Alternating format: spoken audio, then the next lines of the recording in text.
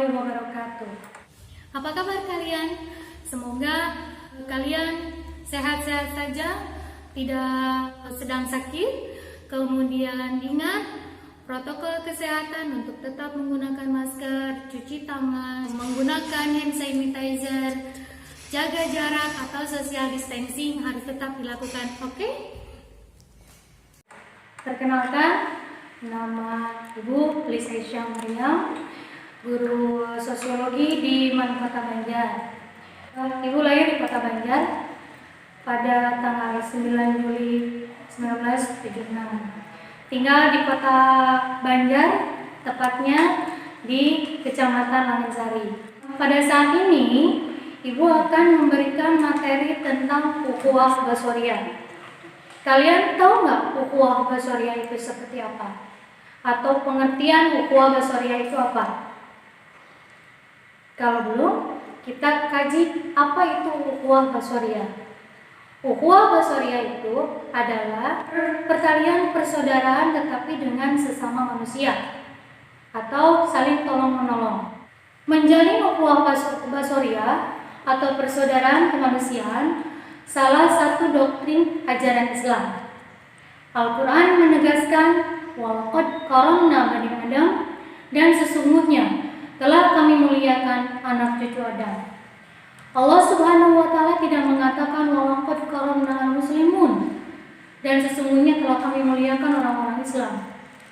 Ini mengisyaratkan bahwa siapapun merasa anak cucu Adam tanpa melihat atau membedakan jenis kelamin, ras atau warna kulit, agama, etnik atau suku bangsa, keluarga negaraan, wajib hukumnya kita hormati.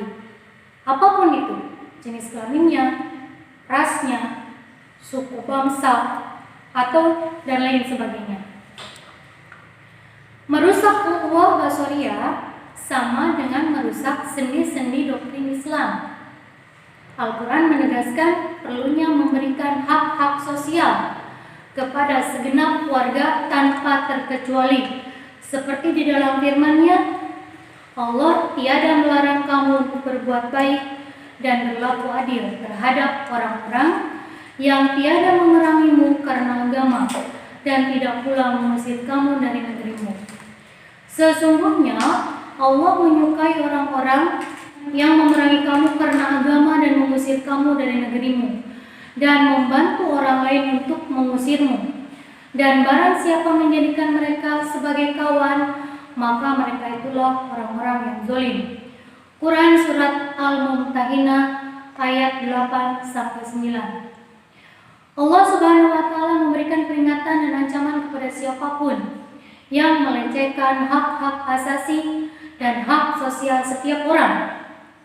Orang-orang yang melakukan dicap sebagai zalim atau fasad. Banyak lagi pengalaman Nabi dan para sahabat yang memberikan hak-hak sosial dan hak-hak politik terhadap orang-orang non-muslim.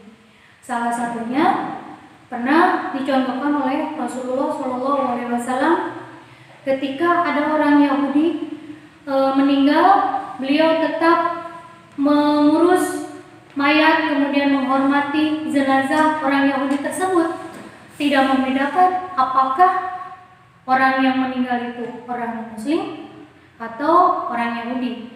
Walaupun orang yang meninggal itu berlainan agama dengan beliau, tetap beliau memperlakukan orang Yahudi itu selayaknya seperti manusia, seperti kita. Itu sudah dicontohkan oleh Rasulullah SAW. Jadi kita pun sebagai sesama manusia di zaman sekarang tidak menutup kemungkinan dan bahkan harus saling tolong-menolong antar manusia, tidak melihat apakah itu si hitam, si putih, si gemuk, si kurus, orang agama Islam atau non-muslim, orang suku Sunda, Jawa, Cina. Ketika ada orang lain yang membutuhkan kita, maka kita harus melakukan pertolongan atau membantu orang-orang yang memang membutuhkan kita. Tidak melihat apakah itu jenis kelaminnya berbeda, agama berbeda, atau rasnya yang berbeda. kewajiban bagi kita selaku manusia saling tolong-menolong. Contoh nyata pada saat ini, pada zaman sekarang, pada zaman COVID-19 atau pada saat corona seperti sekarang ini, banyak para pejuang kemanusiaan, salah satunya adalah dokter, perawat yang berada di garda terdepan. Mereka mengorbankan diri mereka dari waktu, kesehatan mereka, meninggalkan keluarga, meninggalkan waktu mereka untuk mendapatkan uang lebih. Mereka tidak melihat itu. Yang mereka inginkan, yang mereka tuju adalah untuk menolong sesama manusia yang terkena positif corona. Begitupun dengan kita. Ketika ada orang yang di jalan misal membutuhkan pertolongan kita, kecelakaan misalkan, atau membutuhkan dana untuk membeli obat anaknya, tidak melihat apakah itu orang Sunda atau Jawa, kita harus tetap membantunya. Pentingnya kita sebagai sesama manusia. Kita lihat contoh video yang akan ditayangkan di dalam materi ini.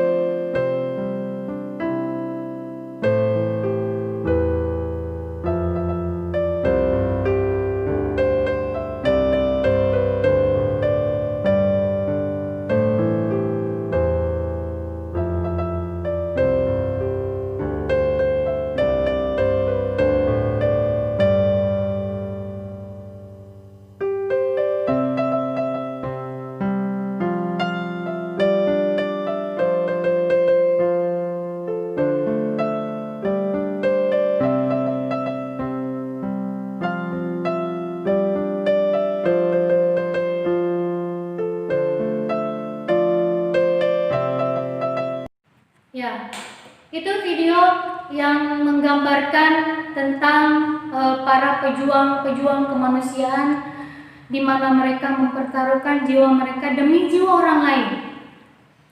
Itu yang patut kita contoh, yang patut kita teladani. Nah, sekarang tinggal kembali kepada pemikiran kalian. Bagaimana kalian harus berlaku sebagai manusia, memperlakukan teman kalian, saudara kalian, orang tua kalian, atau bahkan orang yang tidak kenal. Ketika orang itu membutuhkan kita, maka kita harus segera menolong mereka atau membantu mereka. Sekarang Ibu akan memberikan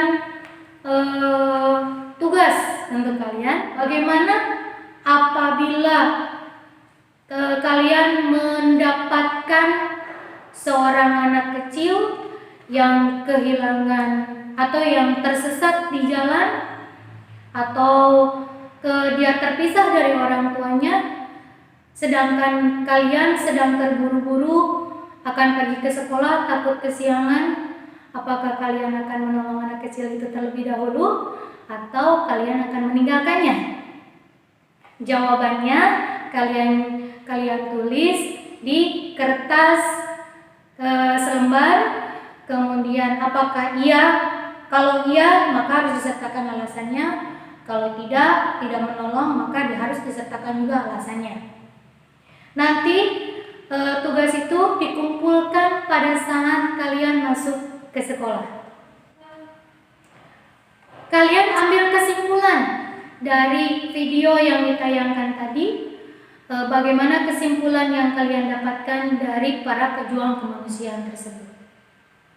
Itu saja, semoga ilmu atau materi yang diberikan oleh Ibu hari ini memberikan manfaat untuk kalian, membawa hikmah untuk kalian, sehingga bisa dilakukan dalam kehidupan sehari-hari. Terima kasih. Assalamualaikum warahmatullahi wabarakatuh.